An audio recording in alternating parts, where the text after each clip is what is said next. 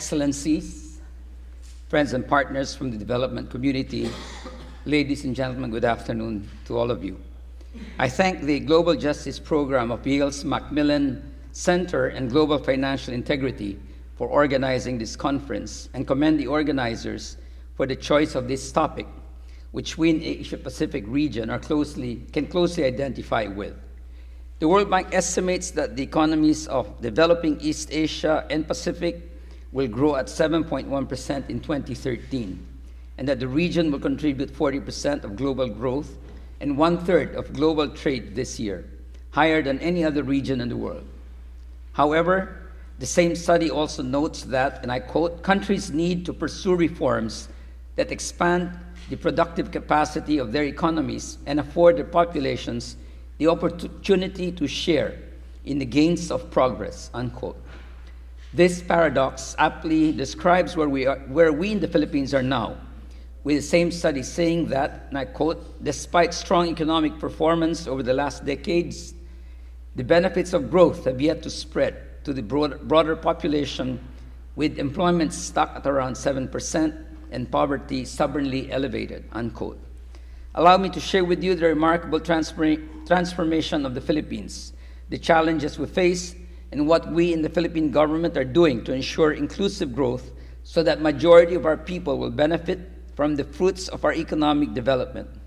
I'll first talk about transformation of the Philippines. Now we have achieved our gains through good governance with a focus on fiscal transparency. Second, where we are now in our MDG achievements and our biggest challenge. Third, strategies to achieve and accelerate inclusive growth.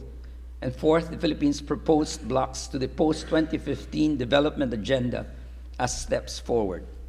Amidst a backdrop of crisis in Europe, decelerated global trade, the weak economic recovery of our major markets such as the US, Europe, and Japan, the Philippines has achieved impressive GDP growth. In the first quarter of this year, the Philippines was Asia's fastest growing economy, posting 7.8% year-on-year GDP growth. GDP grew at 7.5% in the second quarter this year. So for the last 4 quarters, we have been growing at least at 7% per annum, remaining at a pace that is among the fastest in the Asia-Pacific region and across emerging markets globally. For 2013 as a whole, the Asian Development Bank on Wednesday forecast growth of 7% for the Philippines, one of the few upgrades the bank has had within the otherwise more gloomy outlook it issued for developing Asia. The IMF similarly revised its forecast upwards earlier. Last year, Bloomberg dubbed the Philippines as, I quote, the brightest economic star in Asia, unquote, citing the country as the strongest as well as safest place for funds to be. The country's stock market has risen more than 11% since late August, and with an increase of nearly 10% since the start of the year, it's now one of the best performers in the Asia-Pacific region. This year, the Philippines received investment-grade rating from the major ratings agencies for the first time. The international recognition of the Philippines' transformation does not stop with the rating agencies. Recently, the OECD stated that the Philippines is the only country in Asia with strong business cycle momentum. In the 2013-2014 World Economic Forum Global Competitiveness Report, the Philippines ranked 59th out of 148 countries among the countries for which the index was calculated, representing an upward movement of 26 places in the last 3 years. Thus, the World Economic Forum named the Philippines as one of the most dynamic and rapidly improving economies in terms of competitiveness. Most notable is the country's jump in the ethics and corruption category from 135th place in 2010 to 87th this year. Philippine ranking in the Corruption Perception Index of Transparency International jumped from 129th in 2011 to 105 in 2012. It is well known that behind these impressive numbers is President Aquino's good governance agenda, with a focus on fiscal transparency, structural reforms, and prudent management of expenditures. This is affirmed by the statements of Moody's in its recent investment upgrade report that said the following, and I quote, The Philippines' economic performance has entered a structural shift to higher growth, accompanied by low inflation. The new growth path is being reinforced in part by improved fiscal management. Revenue growth has accommodated sizable increases in infrastructure and social spending, unquote. The IIF, or International Institute of International Finance, a group of global financial institutions, stated that the Philippines, and I quote, rising global prominence hinged on the Aquino administration's budget discipline and improving public governance, unquote. The IIF pointed out further that the long and difficult progress made by the government in restoring fiscal control, maintaining macroeconomic balance, and strengthening public governance is paying off, unquote. The government has cut its debt to 51%, with the proportion owed to foreign currency down to 19%, the lowest in at least 16 years.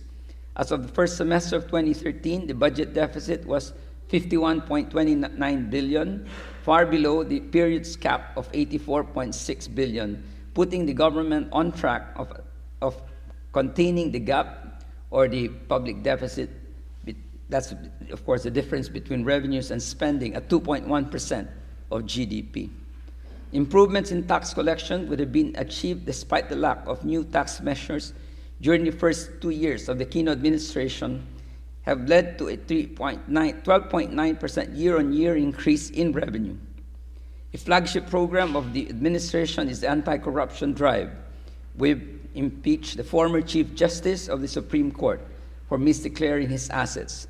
Cases have also been filed by the Department of Justice against influential political personalities who misuse the Priority Development Assistance Fund, which is primarily designed for grassroots programs. In fact, over the last 2 weeks or 3 weeks, our papers have been replete with banner articles, headlines, where a number of senators and congressmen were implicated in the misuse of this PDAF, or what is commonly known the pork barrel funds of legislators.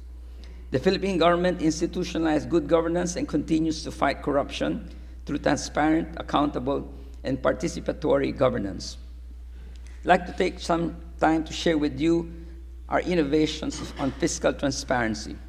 We introduced the following, among others: mandatory fiscal transparency. To sustain the well-established tradition of fiscal transparency, the 2012 national budget contains a general provision, Section 91, that requires agencies to disclose information on their mandates and the functions and designations of their key officials, their approved budgets and corresponding targets, funding, key beneficiaries, and status of programs and projects, and annual accomplishment and accountability reports, among others.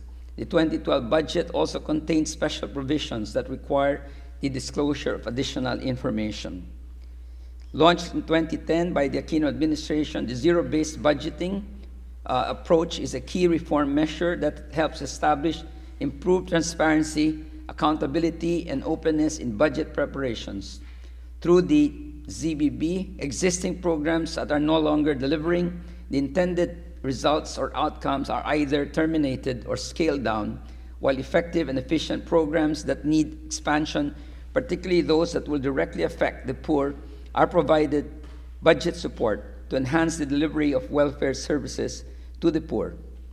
This, done in conjunction with performance-informed budgeting, or PIB, is a budgeting approach that uses performance information to assist in deciding where the funds will go. Performance information, both financial and non-financial, are presented in the appropriations document, which provides the context for the programs, activities, and projects pursued by the different agencies of government. For the first time in history, the national budget for 2013 was prepared using a breakthrough bottom-up approach. As opposed to the conventional way of allocating resources from top to bottom, grassroots communities will be engaged in designing the national budget. The Open Budget Index cited a Philippine innovation in its 2012 report that the Philippines has developed a comprehensive fraud alert system that is accessible to its Supreme Audit Institution website. It also includes an annual summary of fraud complaints received by the SAI, stating the agency involved, subject of allegations, date of receipt of the complaint, and the action taken by the SAI. The Philippines SAI fraud alert can be found on the internet at http://bit.ly/tik9hi. Our commitment to fiscal transparency is expressed not only in our national efforts, but also in our international engagement. The Philippines is a founding member of Open Government Partnership, an initiative of the United States, which was formally launched in September 2011. The Philippine commitment is embodied in 4 broad areas of the country's action plan: technology and innovation, escalating accountability to ethical and performance standards, deepening citizen participation, and improving compliance with transparency. According to the Asian Development Bank, the United Nations Economic and Social Commission for Asia and the Pacific, the Philippines is an early achiever in terms of the MDG, or Millennium Development Goal 3, or in promoting gender equality and empowering women, particularly in achieving gender parity at all levels of education. It is therefore no surprise that the Philippines has had 2 women presidents. I might add that we rank number 8 in the world in the World Economic Forum Global Gender Gap Report for 2012. I must concede that Finland is better at number 2, and I'd like to commend our next speaker, Finland's ambassador to the United Nations, His Excellency Jarno Binanen, for his country's good example to the world. The Philippines has also made some progress on MDG 6, the fight against human immunodeficiency virus infection, or acquired immunodeficiency syndrome, HIV, AIDS, or AIDS, malaria, and other diseases. It is considered on track against HIV/AIDS prevalence and is an early achiever against tuberculosis incidence and prevalence. As for MDG 7, ensuring environmental stability, the country is considered slow in achieving basic sanitation, on track towards sustainable to safe drinking water, and an early achiever in reducing biodiversity loss. The Philippines is also slow in fulfilling the rest of the MDGs, eradicating poverty, MDG 1, achieving universal primary education, MDG 2, reducing child mortality, MDG 4, and improving maternal health, MDG 5. Under these specific indicators, the country's progress is considered regressing or no progress in terms of national poverty line, primary school enrollment, and primary school completion. So therefore, there's much that remains to be done. Our biggest challenge, inclusive growth, poverty and income inequality. Despite the growth and good governance efforts, poverty incidence remains at 22% of total families and 27.9% of the entire population. Our goal is to cut poverty incidence of the entire population to 16.6% by 2015. 60% of the growth is in Metro Manila and the Calabar zone. This is, of course, in Luzon, which is one of major islands, but growth is not evenly distributed to other parts of the country. Income inequality remains high at 0.448 Gini coefficient compared to our neighbors like Indonesia and Vietnam, which are at 3.376 and 0.378 respectively. Moreover, unemployment has remained high and is currently at 7.5%. The World Bank projects that more and better jobs need to be created for 10 million Filipinos, or either unemployed, 3 million, or underemployed, 7 million, as of 2012, and for the additional 1.15 million Filipinos who will enter the labor force every year in the next 4 years. That comes to a total of about 14.6 million jobs that we need over the next 4 years. Thus, the need to ensure inclusive growth occupies top priority for the Philippine government. Let me say, however, that the challenge of inclusive growth in the Philippines is not merely a function of inequality and resource mobilizations. The Philippines' vulnerability to climate change and extreme weather conditions means we need to urgently climate-proof our efforts, whether these are in disaster risk management, agriculture, infrastructure, environment, and energy policy, or the budget. An annual average of 20 typhoons visit the country, which sits on the Pacific Rim of Fire. In fact, just last Tuesday, a 7.2 Richter scale earthquake rocked central Philippines, which left over 100 people dead. Roads and bridges damaged, and many of our old national heritage churches completely destroyed. Our challenge, therefore, is not only about inclusiveness of growth, but also of resilience and sustainability. Strategies to achieve and accelerate inclusive growth.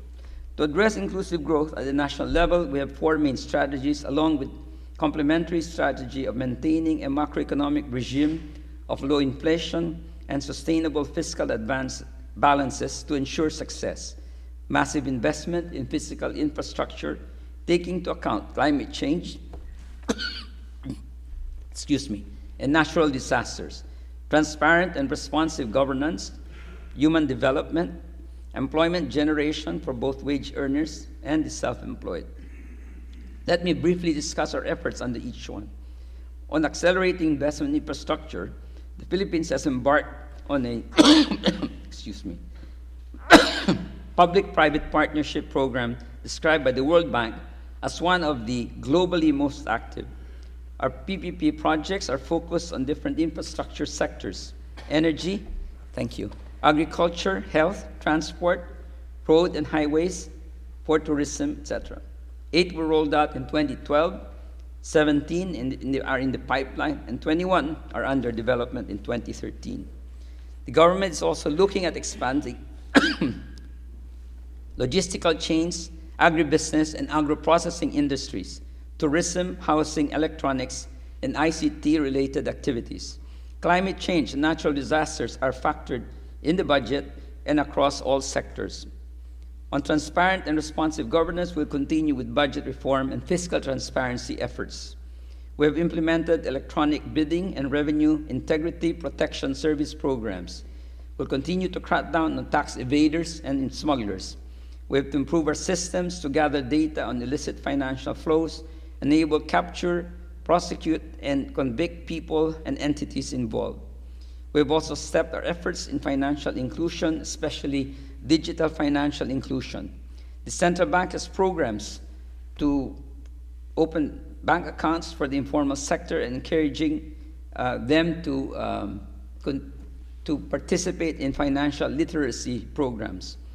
The country is transitioning from cash-based payments to electronic payments to save costs, increase efficiency, and enhance transparency and lessen corruption. The country remains to be cash-based with only 1.5% of total transactions, roughly 2.6 billion transactions each month.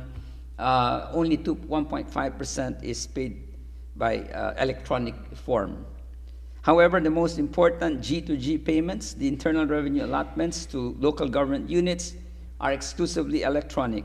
Nearly half of all conditional cash transfers, benefits, and pension payments to the Department of Social Welfare, the Government Service Insurance System, and the Social Security System are delivered electronically. On the other hand, PhilHealth, one of the government-owned and controlled corporations tasked with running the country's national health insurance system, continues to rely on checks for all payouts, on average about $185,000 a month, or amounting roughly to $34.8 billion a year. On human development in terms of health, nutrition, and education, we have two flagship programs. One is the transition to K-12 International Education Standard. The 2 extra school years will formally bring Philippine schools and graduates up to par to international standards. Second, the country's Conditional Cash Transfer Program, or CCT, which promotes investment in the health and education of children while providing immediate financial support to poor families. The program provides cash grants to poor households, encourage them to keep their children aged 0 to 14 in school and have regular health checks. Currently, there are more than 3 million poor families with more than 6 million children benefiting from this program. The program is expected to benefit 3.8 million households at the end of 2013, and by the end of 2016, about 5.2 million families. So that will be the entire 5th quintile of the population. The program also has a digital financial inclusion component in partnership with the private sector. This was a logical step to make the program more efficient and save costs. The program then was facing distribution challenges in areas where there were no banks or cash machines and had to find creative solutions by partnering with the private sector in the case of G-Exchange. The program was hailed as another innovation during the Better Than Cash Advanced Seminar at the sidelines of the UN General Assembly last September. Fourth, we need to increase income through job creation, more self-employment opportunities, and increased productivity in agriculture. To this end, the Philippines is undertaking industry road mapping to encourage more manufacturing for exports as well as domestic consumption. Furthermore, the conversation between schools and companies need to be improved to ensure that there is a jobs and skills match. Unfortunately, 18% of our graduate students are unemployed. To encourage self-employment, education is key, and business support such as credit access to the poor is integrated in a business service package, and this should be further encouraged. Unfortunately, while the productivity of the agricultural workforce has increased annually by 6% from 19.894 in 2000 to 21.553 in 2010, land productivity in terms of yields of traditional crops has stagnated or declined. Despite the country's growth in business process management, electronics, and ICT, agriculture and fisheries remain as important sectors. The sector employs 35% of the country's workforce. It constitutes an average of 18.4% of GDP with an average annual growth rate of 2.6%. But this rate is below the target of sustained growth between 4.4 to 5.4%. Our agriculture strategies are to improve food security and increase rural incomes, increase sector resilience against climate change risks, and enhance policy, environment, and governance. To help implement this strategy, we need to have better data collection. President Benigno Aquino has signed into law the Philippine Statistics Act aimed at recognizing the Philippine statistical system to harmonize collection and compilation of data by various government agencies. The newly signed law aims to promote the orderly development of a statistical system capable of providing timely, accurate, and useful data for the government. In our bilateral and multilateral engagement, we have discussed with donors how they can best contribute to our development objectives. For example, governments, companies, and civil society should look at Mindanao, where the prospect of a final peace agreement is near. Poverty incidence is higher in this region than in other parts of the Philippines. Though a resource-rich region with tourism and mining potential, it needs investment in energy, agriculture, and infrastructure to realize development goals and receive peace dividends. To this end, USAID is implementing a 5-year strategy with 3 key components. The first supports broad-based and inclusive growth nationwide. The second promotes peace and security in 6 conflict areas in Mindanao. And the third will reduce risk from natural disasters and sustain the use of Philippine rich natural resources. A focus on reducing corruption and improving governance cross-cuts USAID's entire strategy. During the annual IMF World Bank meetings last week, the World Bank and our economic managers sat down to discuss implementing reforms for inclusive growth. They listened to our objectives and have identified investment in public infrastructure, facilitating business and transparency, expanding current human development programs such as expanding CCTs to 18 years old, open data portal, and revenues and risk management. A similar process is undertaken with other members of the donor community. We also need the cooperation and assistance of the international community as we try to curb corruption and go against tax evaders and smugglers. Exchange of tax information is key. Also matching trade information between ports and customs authorities so we can capture export and import data, which is, of course, important not only for customs valuation, but also in our value-added tax efforts. We're also strengthening our efforts to attract FDIs and promote different trade, investment, and tourism sectors. We hope that the world has a clearer picture of what the Philippines is all about and what it has to offer. Steps forward. The Philippines proposed building blocks for the post-2015 development agenda. For the Philippines, we look no further than the UN Charter in identifying the building blocks for the global post-2015 development agenda. Philippine Foreign Affairs Secretary Albert de Rosario unveiled the Philippine perspective at the last UNGA. The post-2015 development agenda must be anchored on four main principles, namely human rights, equality, equity, and people empowerment, social cohesion, and justice. 3, accountable governance, and 4, inclusive development. The Philippines has identified 5 pillars which we believe will address our own specific development agenda. These are poverty reduction and social inclusion, environmental sustainability, climate change, and disaster risk management.